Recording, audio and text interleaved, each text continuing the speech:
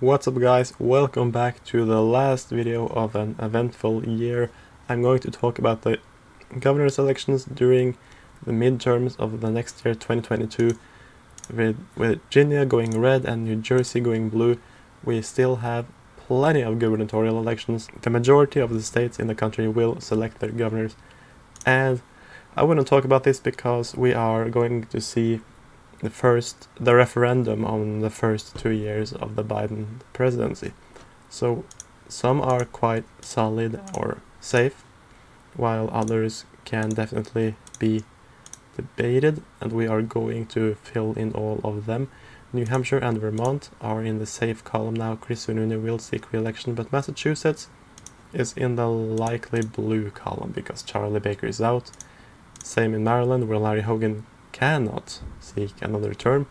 New York, we will put in likely. We will see. It's going to be a Democratic primary between the incumbent and I believe Thomas Susie, who is a Long Island US representative for the Democrats.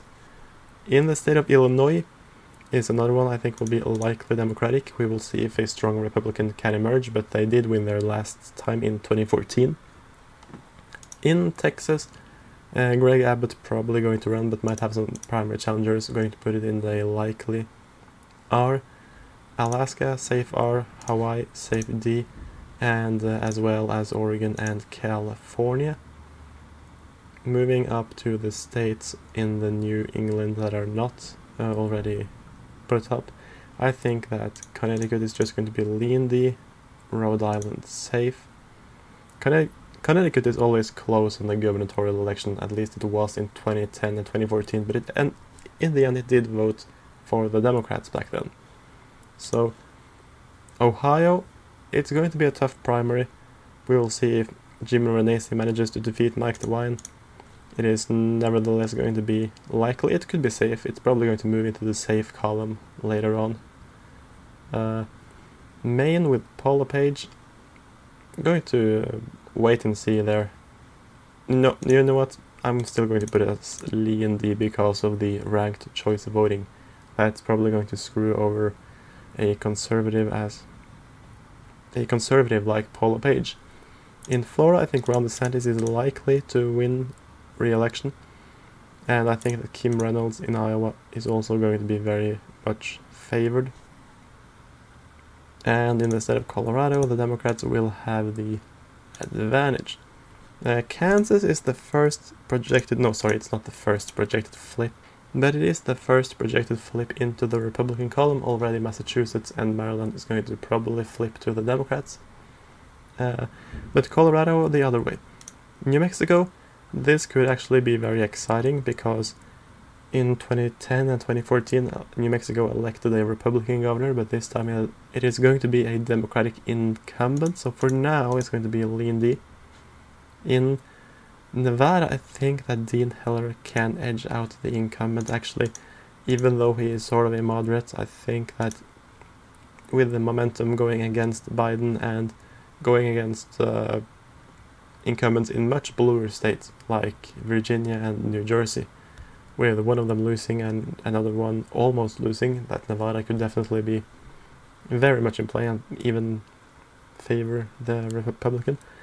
In Arizona, I think that actually it's more lean R because the Democratic nominee, which is going to be probably the Secretary of State, I think that she is very polarizing and not a good fit for moderate voters, while as the Republican nominee, probably Kari Lake, and if not Matt Salmon, I think that that person is going to do quite well, as at least is my impression.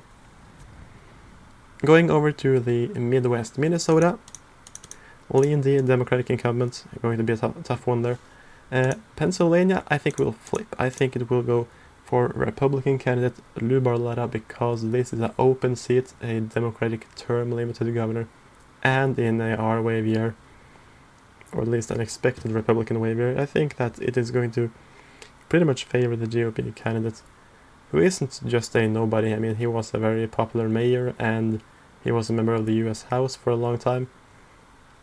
The fourth Democrat I think will go down is Tony Evers in Wisconsin. He actually just proposed a new congressional map there that was unexpectedly favorable to the GOP. It was pretty much a minimum change map. He has already vetoed many other congressional maps, but this one would actually leave 6 Republicans with 2 Democrats, unlike the current status, which is 5 Republicans and 3 Democrats. So this would still favor the GOP. And then you have Gretchen Whitmer in Michigan. Tough one. As is Georgia. Michigan and Georgia, 2 battleground states, but to be honest, I think that it is quite early to say. We don't know who the Republican candidates are going to be, even in Georgia.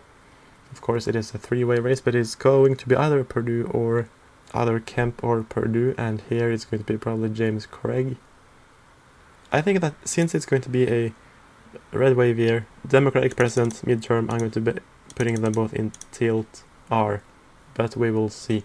So that's the final results, putting the Republicans at 31 and the Democrats at 19.